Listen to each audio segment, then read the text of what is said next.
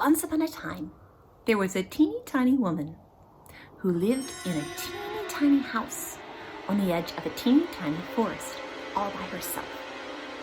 And she was very happy in her teeny tiny house. But one day she said to herself, I want to go on a teeny tiny walk. So she put on her teeny tiny hat and her teeny tiny scarf. And she made her way down the teeny tiny path. And eventually she came to a teeny tiny church, and behind it she saw a teeny tiny graveyard. This graveyard had just one teeny tiny grave in it. And when she looked at it, she saw lying on top a teeny tiny bone. That teeny tiny bone will make me some teeny tiny soup, said the teeny tiny woman. So she picked up the bone and put it in her teeny tiny pocket and continued her way down the teeny tiny path. Eventually, when she reached her home, the teeny tiny woman felt a teeny tiny bit tired. She wanted to take a teeny tiny nap. So she took the teeny tiny bone and she put it into her teeny tiny cupboard. Then she went upstairs to her teeny tiny bed and crawled under the blankets and went to sleep. The teeny tiny woman slept for just a teeny tiny time before suddenly she was awakened by a teeny tiny sound coming up her teeny tiny stairs. It was a teeny tiny voice, and when she listened, she heard, "Give me back my bone!" The teeny tiny woman was a teeny tiny bit afraid, so she pulled her head further under her teeny tiny covers and closed her teeny tiny eyes. Soon, the teeny tiny voice that she heard sounded like it was a teeny tiny bit closer. And it sounded just a teeny tiny bit louder when it cried, "Give me back my bone!" The teeny tiny woman was a teeny tiny bit more afraid, and she pulled her covers up further over her teeny tiny head. And it was quiet. Until suddenly, a teeny tiny bit closer, she heard the teeny tiny voice a teeny tiny bit louder. "Give me back my bone!" The teeny tiny woman pulled her blankets all the way up over her head, and she shook and she shivered. And soon enough she heard that teeny tiny voice, the loudest it had been. "Give me back my bone!" And the teeny tiny woman screwed up her eyes, then pulled the covers back over her head and yelled in her loudest teeny tiny voice, "Take it!"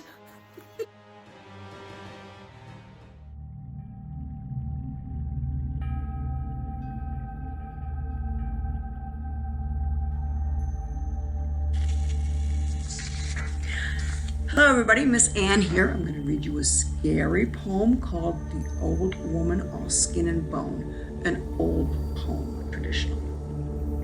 Here we go. Scary. There was an old woman all skin and bone who lived near the graveyard all alone. She thought she'd go to the church one day to hear the preacher sing and pray. And when she came to the graveyard stile, she thought she'd stop and rest a while.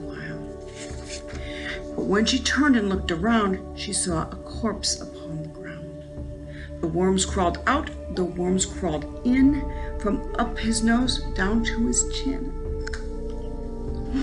The worms crawled in, the worms crawled out, across his eyes, his ears, his mouth. The woman to the preacher said, "Will I look like that when I'm dead?" "You already do," the preacher said. "You're skin and bone because you're dead." The woman fainted with a shock and split her head upon a sharp rock. They buried the woman all skin and bone, but from the grave they heard her moan. "I'm not yet dead," the woman cried. "You will soon be," the priest replied. And that is the story of the old woman all skin and bone.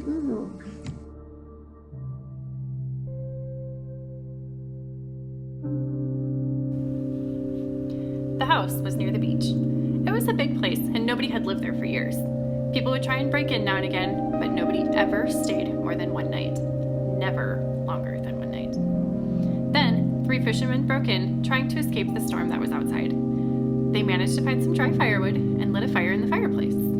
As they were all huddled close to keep warm, they heard some footsteps upstairs. One of them finally looked up and shouted, "Who's there?" And the footsteps came to a halt. Then nothing. They all looked at each other. Did they hear that? Were they imagining things? When suddenly they heard a woman scream, "Not me!" And it turned into a slow groan. Once again, they looked, what's going on here? When they looked back up at the ceiling, they saw blood dripping from the ceiling into the pile of wood that was left. What is going on here? Finally, they heard a door slam shut and footsteps coming down the stairs. Was someone in here? Footsteps through the hall. Opened the front door, carried something out, slam, door shut again.